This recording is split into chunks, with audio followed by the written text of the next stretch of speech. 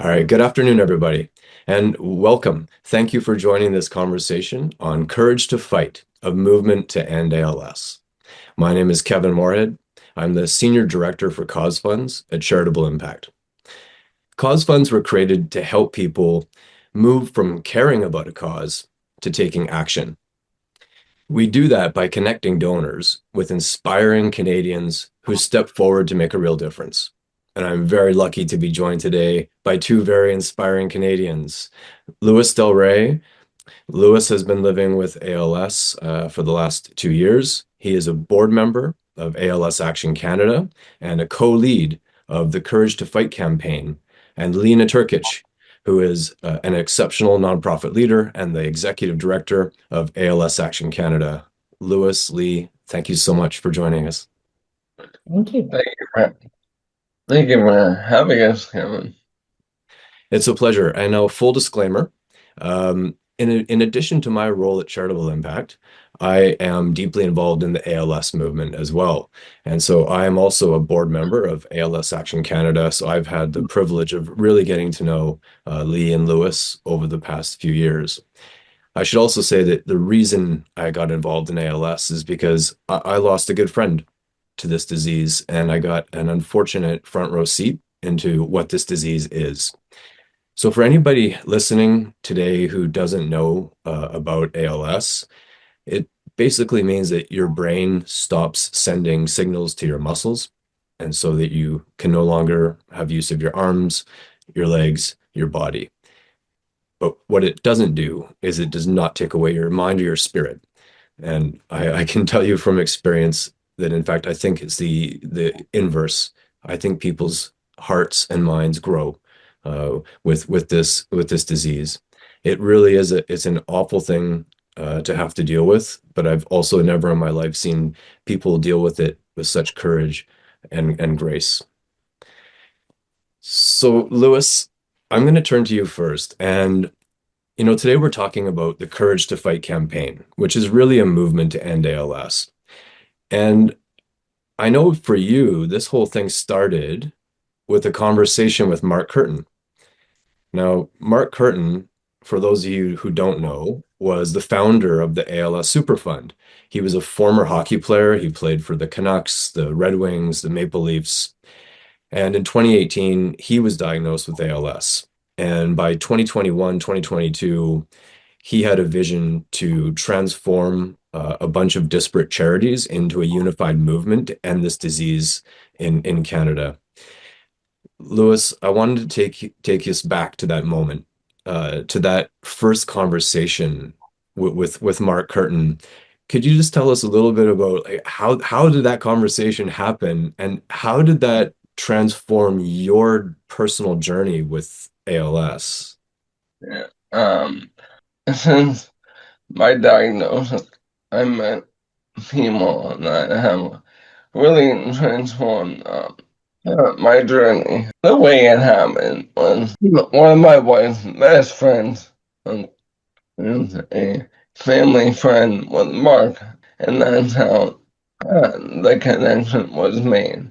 As you can imagine, when you get diagnosed with ALS, you go to a pretty dark place. I was there. I was in a very bad place for a while, and then I met Mark, and the first call I had with him, I'm doing my best to hold back tears, and all we can do was make make jokes and put a smile on my face. And um he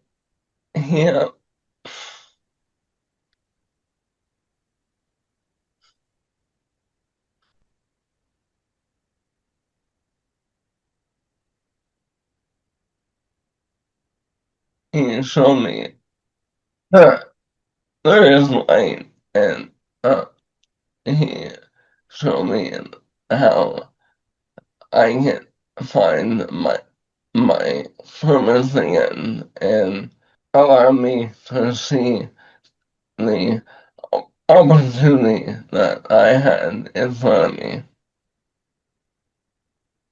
It's an incredible thing to hear, to have the word opportunity used with a disease like ALS. I I had some similarly great memories, Lewis, to you with Mark, that no matter what, he would find a way to make you laugh. It was an unbelievable skill, and he always had a way to show, that there is, like you said, there's a better day ahead. So, I mean, Mark essentially got you recruited for this Courage to Fight campaign. And tell us a little bit about what you started to do. And so, like, how did you start to um, go from that dark place to being a campaigner to end the disease? It first started with me joining a community support group. That Mark was heavily involved in. I got to know Mark and a lot of other people in the community. I noticed in those communities support group calls, sometimes the conversation would go to very different places, but most of the time it was a very positive environment, and we would lift each other up and make each other laugh. And Mark was a big reason for that. From there, Mark asked me to attend a golf tournament, and it would have been in the summer of 2024, about a year after I was diagnosed. And that was kind of my first exposure to advocacy, and from there I kind of got roped in, and I mean that in a very gratifying way. I got involved with an advocacy day in Ottawa and Parliament Hill, and from there it kind of took off, and I owe that all to Mark. And tell us a little bit about your journey into the fundraising world, because today one of your titles is co-lead of the Courage to Fight campaign. So you want to, and tell us a little bit about what that is and what you do.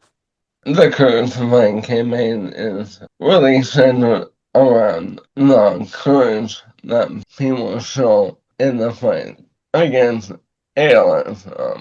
And does not portray people living with ALS as a victim, or rather inspiration. The campaign itself is really closely tied with the NHL, thanks to Mark again. And our goal is to get a Courage to Fight night in every NHL arena across the league. Yeah, we've been quite successful in getting teams like Toronto, Edmonton, Vancouver, Boston, New York, and Nashville. And that's just the beginning. And what I've realized that my, I don't want to use the word superpower, but my power is connecting and sharing my story with other people like me. He partners in helping us achieve our goal. I would agree. That is your superpower. It was also Mark's, right? And so, yeah, just my own reflection on that. Mark's dream was so audacious, to really take this really poor hand he was dealt and turn it into a North America wide movement that would touch every single hockey team, hockey fan base across the NHL.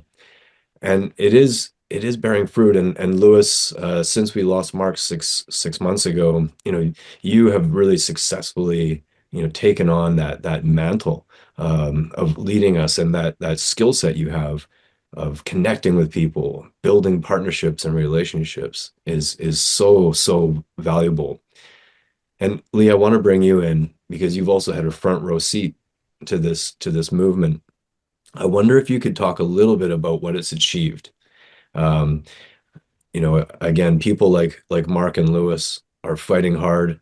They're not alone because their ability to connect, they have large teams around them. What has Courage to Fight managed to achieve so far? Yeah. Well, Courage to Fight, I think, has just set an amazing example for not just the ALS community, but the charitable sector in terms of what's possible when you work together and collaborate. And I think it's found this grounding framework of collaboration, unity, that we are all looking toward the same goal and that none of us can do it alone.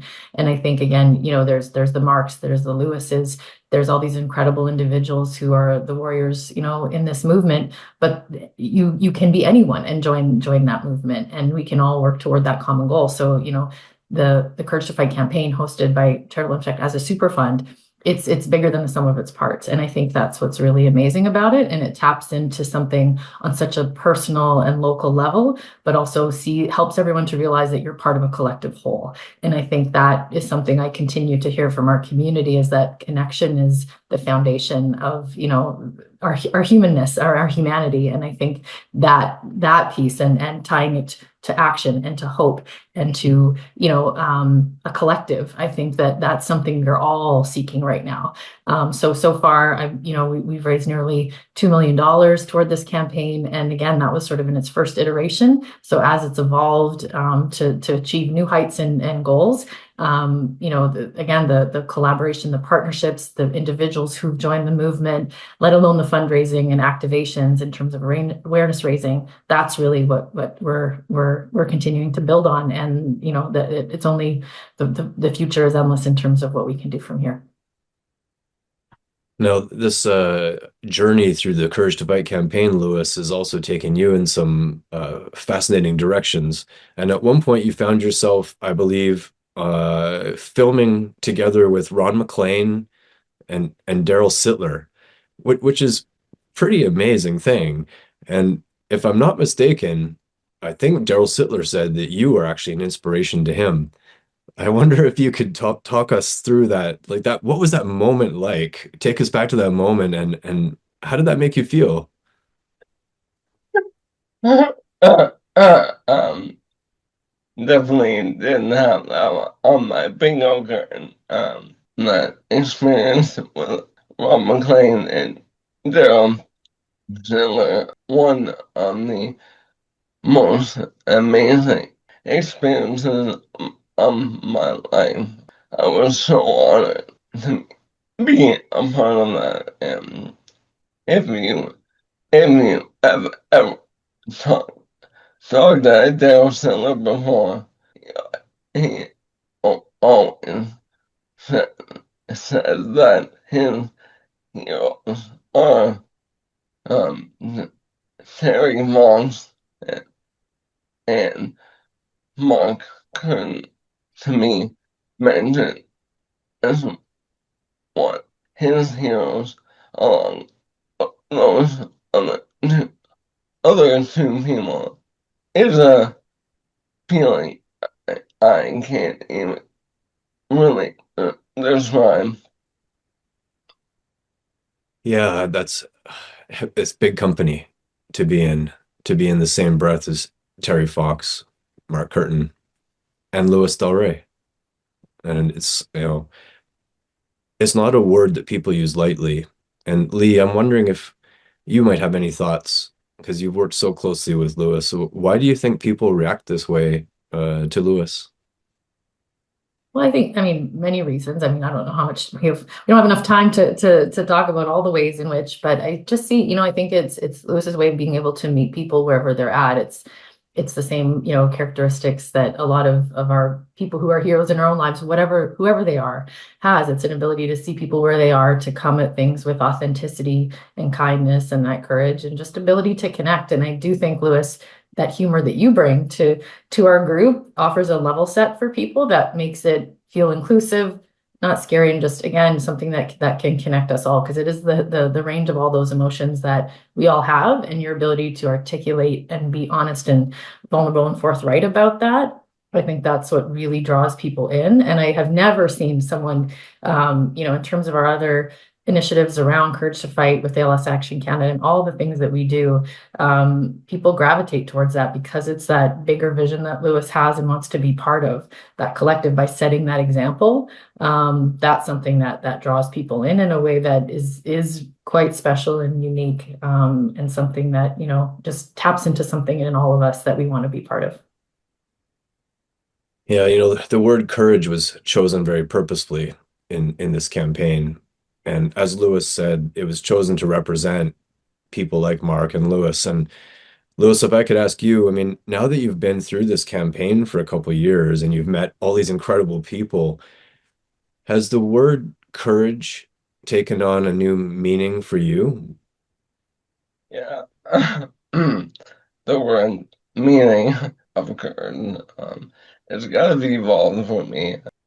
My entire childhood, I played competitive hockey, and that really shaped who I am.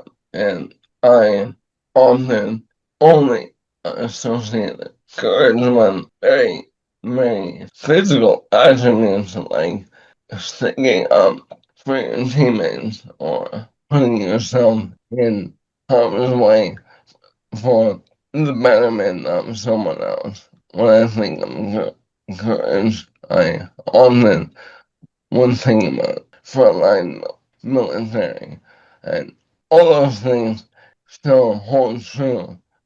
But for me, it's evolved a little bit to non-physical characteristics and attributes. But it also means to me now in one line gets difficult. For example, getting diagnosed with ALS. How are you going to respond, and how are you going, going to keep showing up for the people you love? And how are you going to continue to live a meaningful life? Yeah, I mean, if I can offer my own reflection, Lewis, as well, for me, the way you describe courage is contagious too, because, despite the odds that you're being dealt, you get up and you act beyond yourself, right? You take care of not only your family, but now an entire community of patients with all the work you're doing. And that really inspires me to also, you know, overcome my own self-doubt or bad moods or whatever it is that might make me want to not get involved. When I talk to you, I get inspired to do a little more and to take that extra step. And Leigh, I know that you and I have talked about this before too, but you see this in so many of the people in our movement, the patients, the caregivers. And you had a beautiful way of describing ALS Action Canada as I think it was the organizational structure that allows courage to thrive. I wonder if you could talk a little bit about that, and I'm sorry if I misquoted you, but how important is the courage of the patients, the caregivers, the community in the work that you do? I think I said something like organized expression of our commitment and wanting of courage. And I think, there's so many ways in which, like we said, that what courage means to different folks and how that's expressed, and whether it's, getting up every day to responding to leaning in on a particular initiative or project, or volunteering or donating. There's just so many ways that can be expressed. And I think this is just one way that philanthropy is the love of humanity, really, right? And when you think about it that way, it's giving, and that can look like many forms. And giving you need different things at different times and in different ways. And so, the importance is that's what ties us all together in terms of collective action. So again, it's not one person, it's everyone. Whoever may need a break today means someone else can pick up the reins the next and continue that momentum together, walking alongside each other. That's what holds the foundation of a community, and whatever that definition is of geographically, experientially, that definition of community, that's what is the foundation of that. And that's what that's expressed and demonstrated every day with our organization. And when I say the word organization, it's bigger than that. I'm just talking about the structure with which we're referring to it to, but community means many things to different people. And, even this past weekend, we had a gathering of our community in a casual way because people just wanted to spend time together, to connect with each other, have conversations, learn about what each other's doing, and amplify it. And I think that's, these simple acts, like I think, Margaret Mead talks a lot about, it's the small acts of many among small or big that make the collective whole. And so, but when you hear the stories, the impact of not just the disease, but the experiences of families, what they're working through, what their communities are experiencing, that patient voice at the center of all that we do, that just naturally lends itself to galvanizing people and building that movement that we're working towards, so that no one feels alone, and that even in some of the days where it may, that you're not, and there are people there who see you, who value you, and who, again, part of that legacy for all of us is something bigger than each of ourselves. Yeah, that sense of community, it really is more than a feeling. It's the basis of action, right? And I've learned that lesson so powerfully now with this ALS work. And Lewis, again, you said before your superpower was bringing people together, being able to connect with people. Um, I know that you in Toronto, you have a very strong community, and I've got to see that a little bit. You've got a group called Keep on Buzzing, and I wanted you to have a chance to talk a little bit about that community. So instead of this huge national campaign, how have you motivated your community in Toronto to get behind you? Well, I'll give you a bit of context. Keep on buzzing me. So as I alluded to before, my upbringing was really centered around sports and hockey.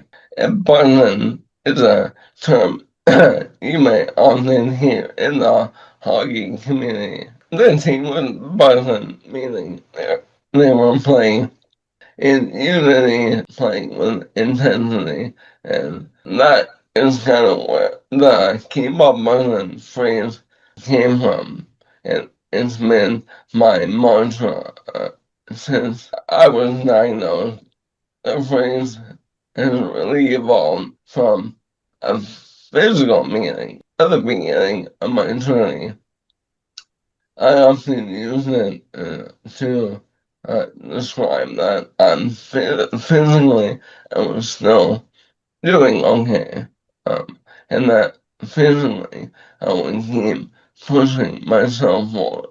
And with the ALS, your body starts to fall apart, and the meaning of emotion is really evolved into a phrase and a reminder for resilience to never give up, to find gratitude and to show courage. And I think that has really resonated with my close community here in Toronto, which is made up of people I grew up with playing hockey, family, friends, co-workers.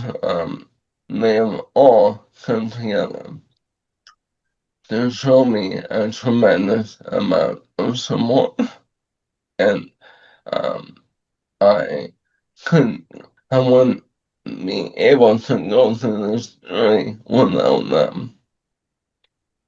One thing, can I add? One thing I'd love to say when I think of you, Lewis, too, the thing about buzzing is not just the way you've described, but we talk a lot about joy. and what that means, and that you tap into that as a human right to that joy and to do the things that you love. I like to I call it Saturday morning joy, like that joy as a kid of what gets you up in the morning, what gets you excited. And I think about your posts and your social media and how you communicate what you're doing by example of tapping into that, whether it's seeing you barreling down the mountain in Europe somewhere from the Olympics, going down tobogganing with your friends and just having these moments where, you're embracing that and living it in a way, all those little childlike or adult-like playtime or things that is really that's an example too. And I think that when I think of buzzing, that's like the internal joy that I think is really important and an example that you set too. Thank you for saying that, Leigh. I slowly began to realize that my life looked a lot different now, but I still do all those things that bring me joy, and I do my best to continue to do that. Yeah, Lee, I was going to say something similar that, it's so clear that so many people love Lewis, right? Like it's just this massive web of people. And I was going to ask a question about, how you were different before the diagnosis and after the diagnosis. I mean, maybe I will just ask briefly, Lewis. I mean, because you're still Lewis. You're still the same person. And the reason that so many people are part of this close-knit community supporting you is because of who you are. And that happened way before your diagnosis. But is there one thing, I mean, I'm thinking especially about your ability to rally people towards a cause. I mean, was that always there? Was that always there with Lewis, or is that a new addition to Lewis? I think I've always been a leader, but I think ALS has really sharpened some of the attributes that always made who I am. And I had the privilege of meeting Kelsey Snow last summer, and she said, "Love the deep emotional part her journey with her husband Chris, and one thing she said to me was, "Ella didn't change Chris, but it sharpened all the amazing things about him." And Yeah. I like to think that's what has happened with me as well. I would say what ALS has changed a little bit is I'm probably more emotionally aware, probably a bit of a more deeper thinker, and a little bit more philosophical. Those things probably always exist to some degree, but I think there are a lot more prominent attributes in my life now. Well, and you certainly inspire people to think more deeply around you as well, which is also a gift. And Lee, last question to you about how can people get involved?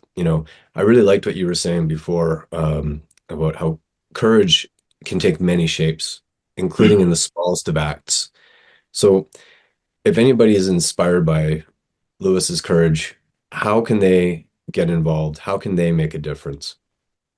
Well, I think I was taught when I started in the sector a grillion years ago, it can feel really overwhelming to know where to start, right? And that, in this world of complex realities, so many important issues, I think it's first of all just care and learn more about something you care about. And I think just learn about someone else's story. Like there's so many out there, like Lewis's, like many that our organization, wants to bring to the forefront of just learning more about them, people as people, right? And not just the issue that we're dealing with.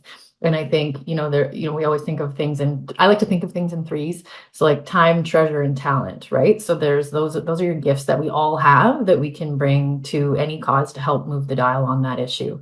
So whether it's your volunteering with your expertise or time on a board at an event, all of that contribution matters. That's a backbone of the charitable sector. I would say, your treasure. So that's, whatever dollars, every dollar matters. So, joining a cause fund, if you're not quite sure where to invest your money, but you want, it to be led by the community and with expertise to invest those dollars, or seek out your own philanthropy and do that research and ask good questions of any organization if it aligns with your values. That's got to feel good. And you have that accountability and that openness to that philanthropy. And time, like time treasure, what else was the other one? Time treasure and talent. So again, time is the same thing, like and talent, it's giving your time. And even if you aren't an expert, it's actually showing up and learning about something. I think so much of what I've been inspired by ALS Action Canada and the Super Fund is people who cared, and then we built the plane as we went a little bit, and that's not a bad thing. We can't leave everything to experts. We can't know all things. So again, we can learn from each other while also bringing our lived experience and expertise. We need everyone in all of their identifying factors to contribute to this movement. So again, it's not just worried about what you don't know or where you don't go. It's just make a move and start somewhere. And that's the thing. I mean, even when you look over a career or a lifetime or an experience, it's made up of multiple little steps often, and maybe major shifts, but it's a collective along a continuum, right? So just starting somewhere with something you care about, and I think that can help alleviate no matter what your mental health is on any one day. Just take an action, and that can just help say, I don't feel alone, I don't feel stuck, I don't feel overwhelmed, I can do something. And I think we all have to remind ourselves of that every single day. And I think this is a shining, that's why I chose this organization, was it's a shining example of that. I should say too that at Charitable Impact, there's a giving group for Keep On Buzzing that anybody is free to join. And again, these small actions do make a difference. Show Lewis that you support his movement by joining the Keep On Buzzing giving group, or whatever cause it is that matters to you. Please just get involved. I would literally say, do it if you like, follow, subscribe, learn. These are all important actions that can take you from caring about something to doing something about it. And that's what we're hoping to inspire today. So we are almost out of time. I would like to turn this over to the audience to ask questions. So please, if anybody has any questions for Lewis or for Leigh, please drop them in the chat. And as you're doing that, I'm going to ask a final closing question, very brief to both Lewis and Leigh. What is the one thing that you would like listeners to take away from this conversation today?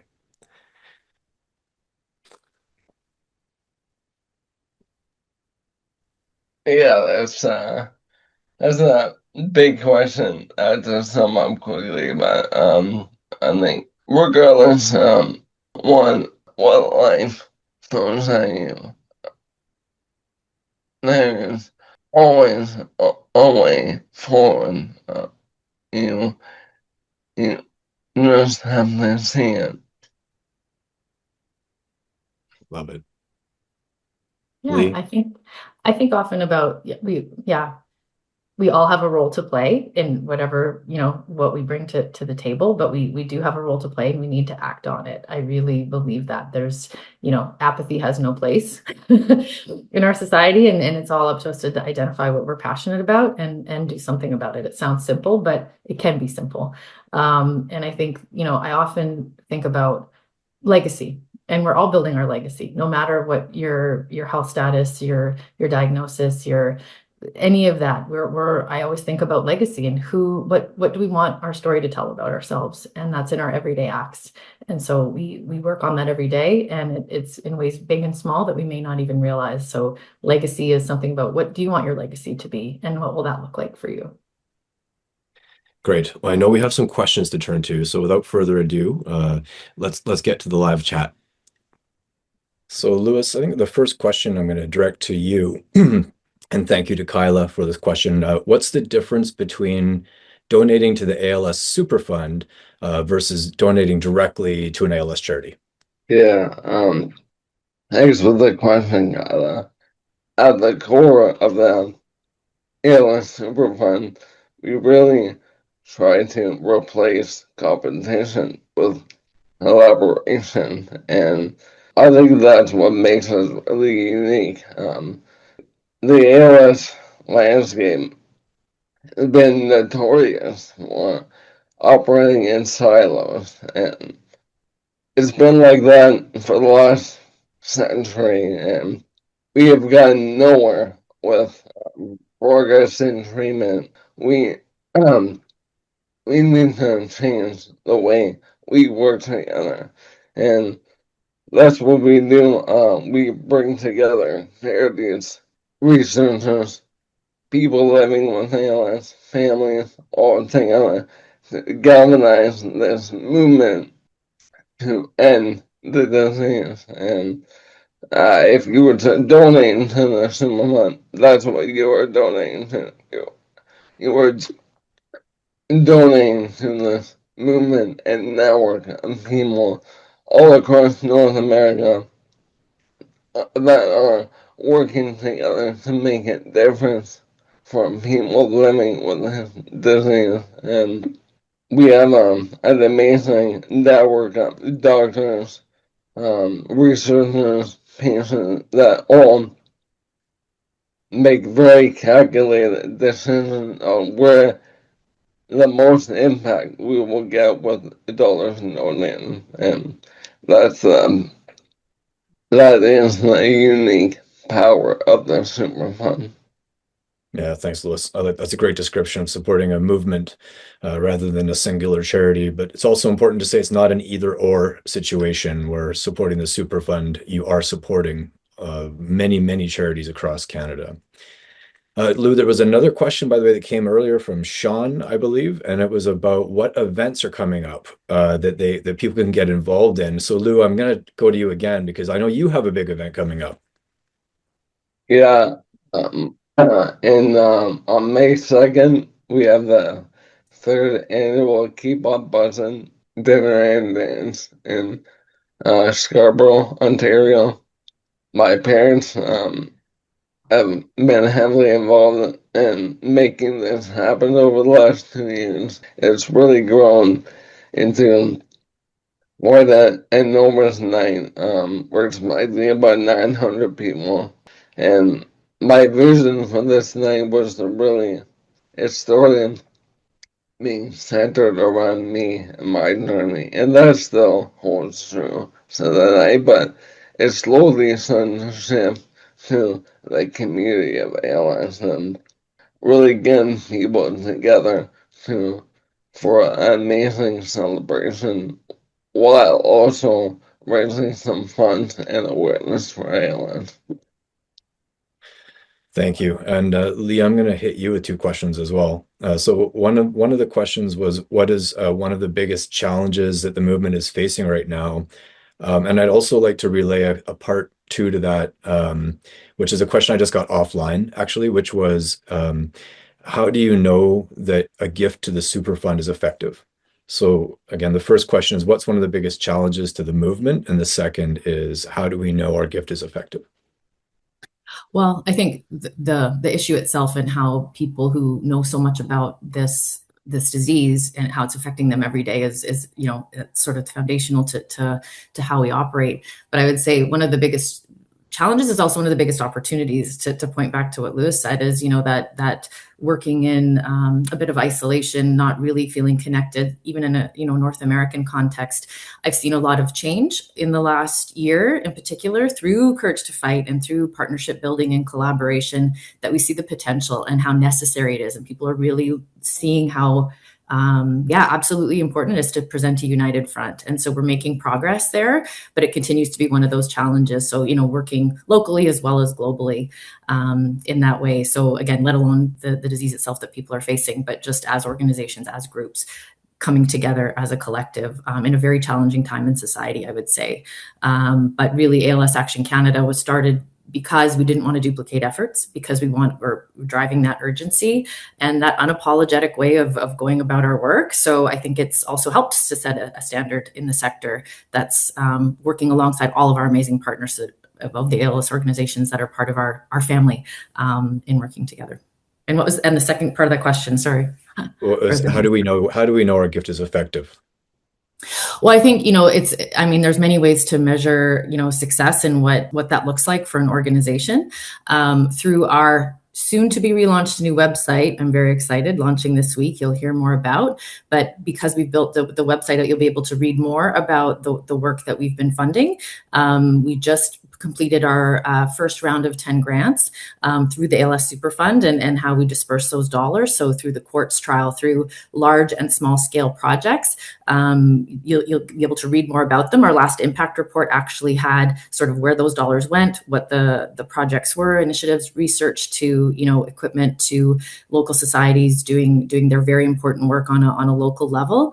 And I would say that the advocacy work as well. So, the beating, pumping heart of ALS Action Canada is our patient voice and advocacy work. So being able to, actually fund the travel to being in Ottawa on a Hill Day in alignment with the other ALS organizations to present that united front. That was a very powerful Hill Day we had in the fall of 2025, and donor dollars help make that possible. It just doesn't come out of thin air, and the economic burden of this disease requires that investment in terms of that activation, and how do we amplify that patient voice. So look to our website, look into our stewardship reports, and if you have specific questions, reach out to me anytime. I will talk all day long about the great things that we're doing.